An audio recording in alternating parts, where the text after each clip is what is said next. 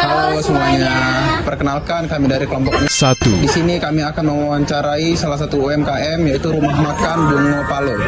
Perkenalkan, nama saya Muhammad Kevin Abrar.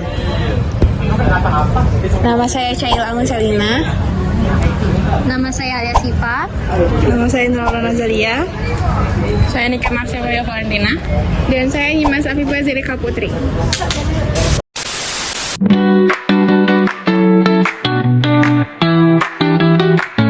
Assalamualaikum warahmatullahi wabarakatuh. Jadi kami sedang bersama dengan Bapak siapa Pak? Mulyadi, Dengan Bapak Mulyadi dengan toko Bungo Pajo ya Pak ya? Bungo Palo. Bungo Palo. Oke, benar banget. Jadi di sini kami bakal memberikan beberapa pertanyaan untuk Pak Mulyadi. Pertanyaan yang pertama itu tentang penentuan harga jual, Pak. Biasanya Bapak itu menentukan harga jual produk itu gimana, Pak? Apakah dengan pertimbangan apa saja? Itu dengan pertimbangan modal yang kita keluarkan. Jadi kita bisa menentukan harganya kayak gitu. Jadi kita menghitung modalnya dulu, baru kita menentukan harga. Jadi di modal dulu baru harga, makanya terjadi fluktuatif harga yang naik dan turun gitu ya, Pak? Betul ya. Terus apakah menghitung biaya bahan, tenaga kerja dan atau ikut harga pasar juga, Pak?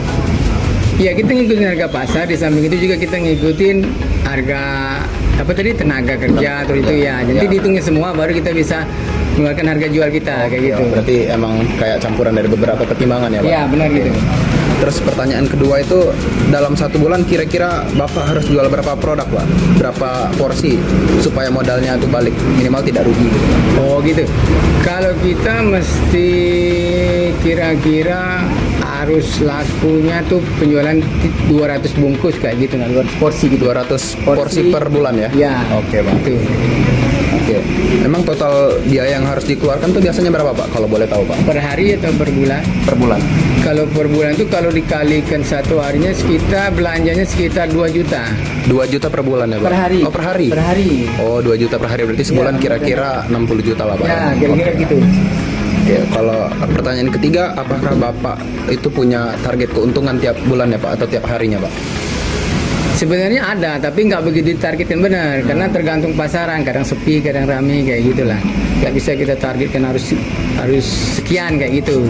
Jadi Karena tergantung pada pasar. Kalau pasar lagi sepi ya omsetnya turun kayak gitu.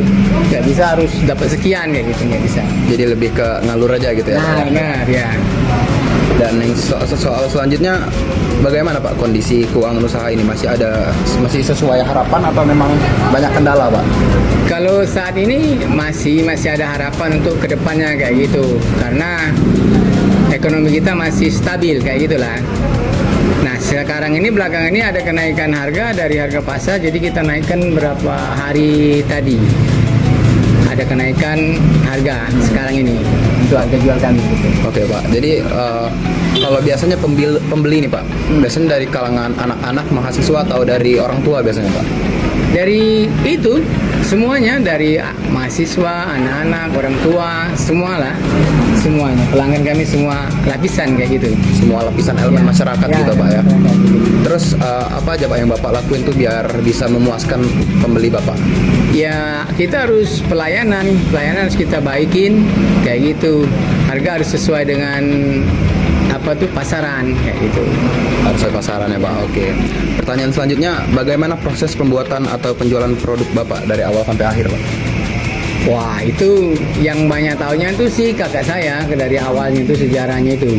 Oh, karena dia yang lebih di area dapur ya, Pak ya? Ya, benar gitu. Kalau saya kan kurang begitu mengetahui tentang dari awal sampai akhirnya gitu. Kalau yang Bapak ketahui sebagai penjual di depan, apa Pak kendala yang ada di dapur gitu, Pak? Kendala yang di dapur itu kayaknya nggak ada. Semuanya lancar-lancar aja. Nggak ada yang jadi masalah kayak gitu. Jadi overall bagus ya, Pak ya? Bagus banget. Terus apakah Bapak pernah belajar atau ikut pelatihan, Pak, untuk mengembangkan usaha nasi padang ini, Pak? Sampai sekarang belum pernah, karena nggak ada pelatihan dari pemerintah, dari manapun. Semuanya ini otodidak lah kayak gitu. Otodidak, belajar sendiri ya, Pak? Belajar sendiri gitu. Kita mandiri aja dari pengalaman kayak gitu. Nggak ada pelatihan dari pemerintah atau dari mana-mana atau LSMN kan, nggak ada. Oke, untuk soal terakhir, apa Pak rencana Bapak biar usaha ini bisa lebih berkembang untuk selanjutnya, Pak?